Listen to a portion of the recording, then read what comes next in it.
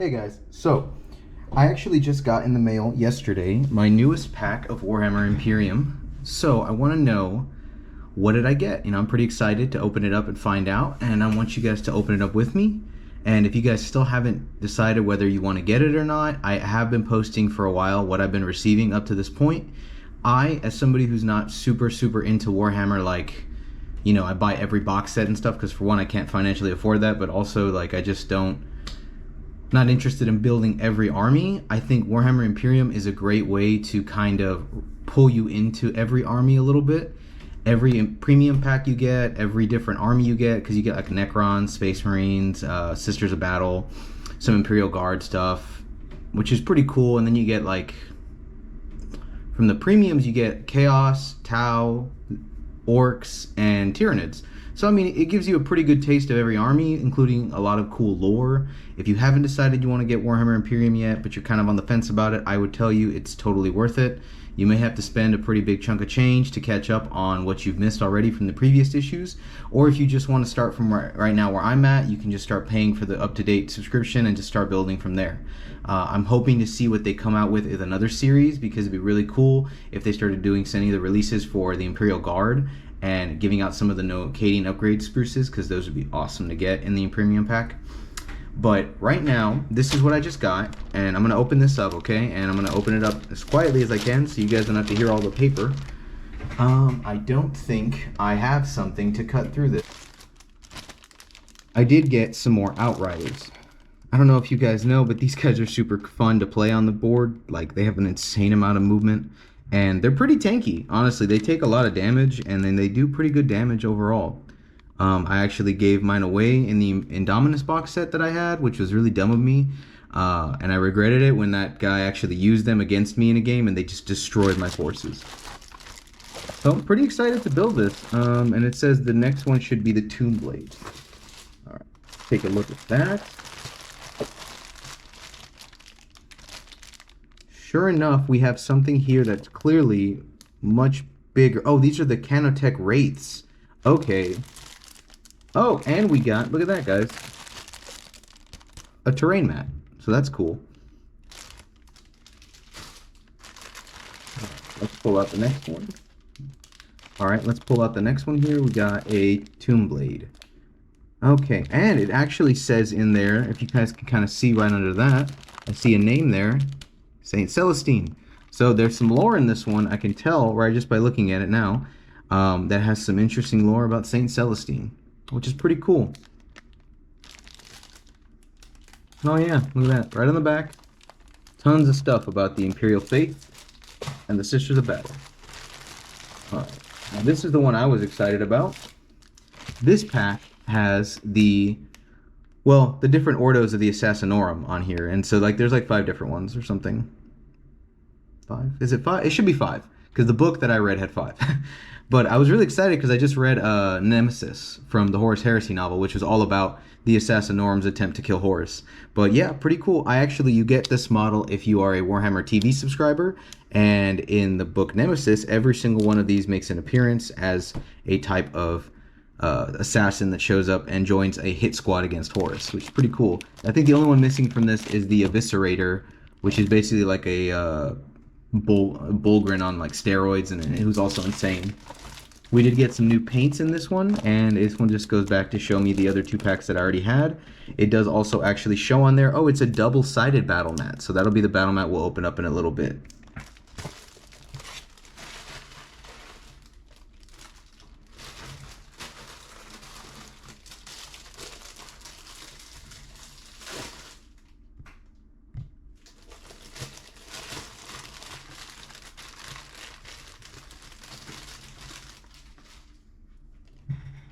Okay, so issue 59, here we go. We got in there 3 Outriders, 1 base. I'm not sure how that works. Am I supposed to have more bases? The pack did not come with more bases, so we'll have to check the other packs, see what's up.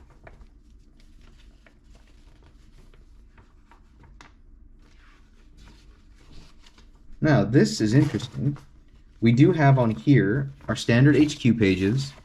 Okay, and we do get on there some information about what the Outriders are. They are a fast attack bike.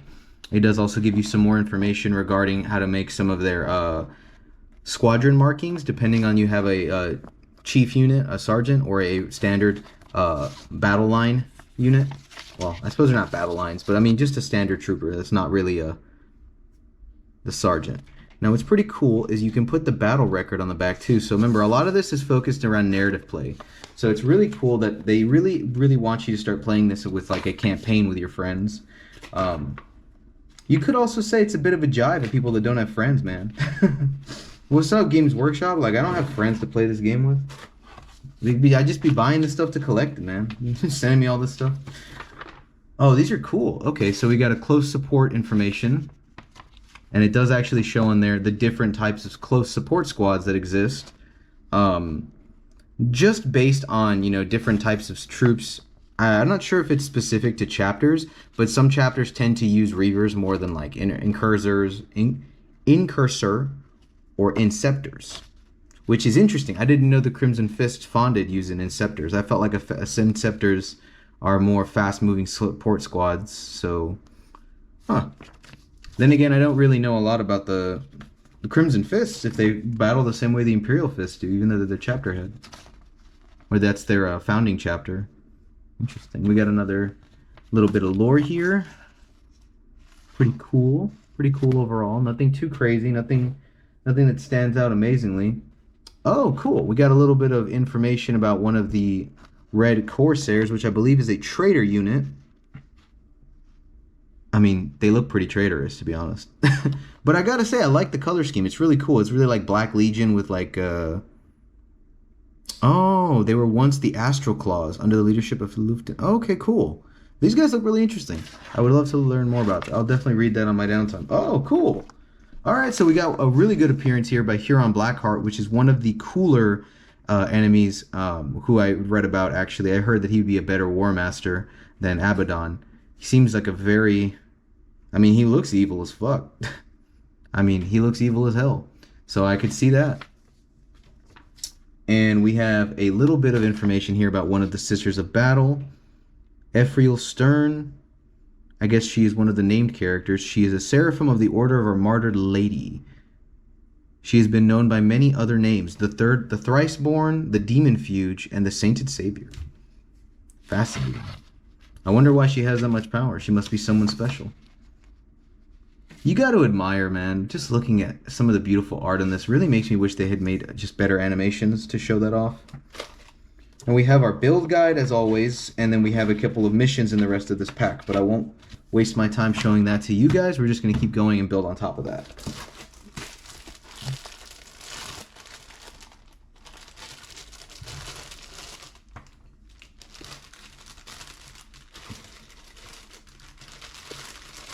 So, this is going to be the Assassinorum pack, issue 50... Wait, is that... Am I wrong? Did I open the meta order? 59. I opened them out of order, guys. So this is actually the last pack.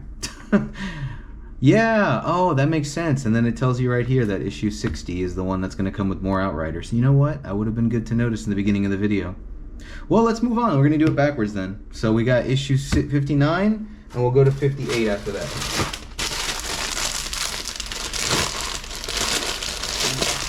Issue 58 is a bit thick.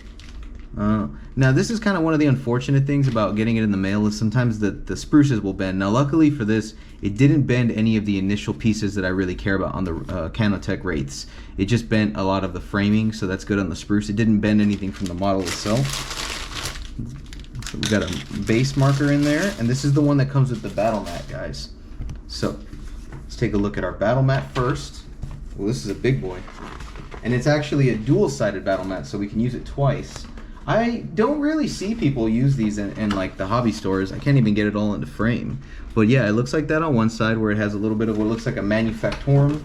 And then on the other side, it looks like it's just regular printed terrain, but it's from a 2D perspective on a Necron Tomb World, which is pretty interesting. I probably won't get a lot of use out of these unless I decide to use them in my diorama, but even then, it's kind of hard to make a diorama.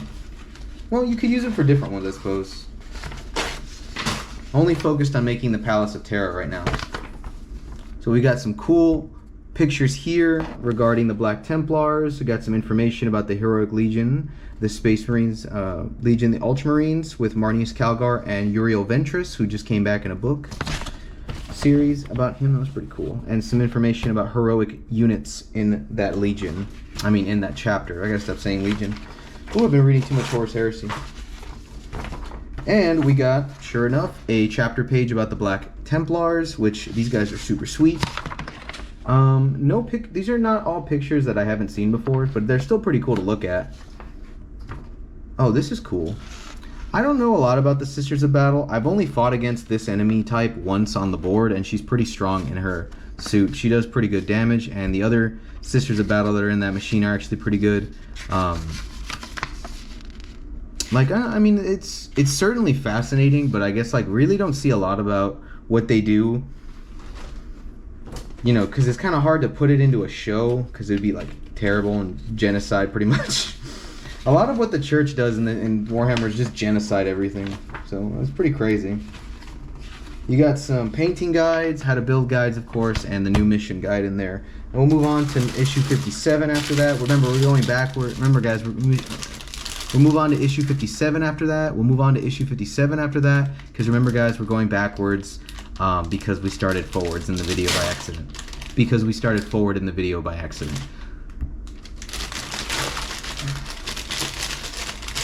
Remember, guys, we're going to start from issue... Remember, guys, we're going to issue 57 because we accidentally opened issue 56 and 50. Remember, guys, we're starting with issue 57 from here down because we ended up opening the last packet first instead of... Remember, guys, we're opening issue 57 because we started with 59 at the beginning of the video, and we're going up, or down, technically. So let's see what we get in this one. Now, we did get a base, a clear base, and that's probably to glue on the framing. You do get your 2 pieces to keep it up. That gives it that flying effect, and then you do get your tomb blade in there as well. So you want to make sure you don't lose these, and do your best not to get them stained, because they are very noticeable when they're dirty on the model. Okay. Oh, cool. So there's a Warzone packet in here, and I love these because they fold out to 3 different sections to show off interesting lore. Check that out, guys. Like, I love how big this piece is too, and it shows you a lot of little details. It says all about a war zone. This is the war zone where I'm assuming the Sisters of Battle are fighting the Necrons. It is the war for Ramses. Well, that definitely sounds like a Imperial world. And sure enough, this is the one that has the information about Saint Celestine. So we only have one HQ page in this one with her on the cover. And if we go through the rest of these, the lore pages, this is actually a very lore-heavy issue. So these are all just the rest of how to build guides. But I'm going to show you guys, they've got about 4 lore pages on here. So we got one for Saint Celestine, which I don't even know what Gilliman thinks if he meets her. Like, what does he think she is? If he doesn't believe in, like, faith and all that, what does he think? I guess she's just a being of psychic power in his eyes. But, like, how does it explain that she would use, like, the Emperor's power? I don't know. I would love to read something more about that. Now, we do have some information regarding some of the chapters surrounding what I believe to be a spiritual world.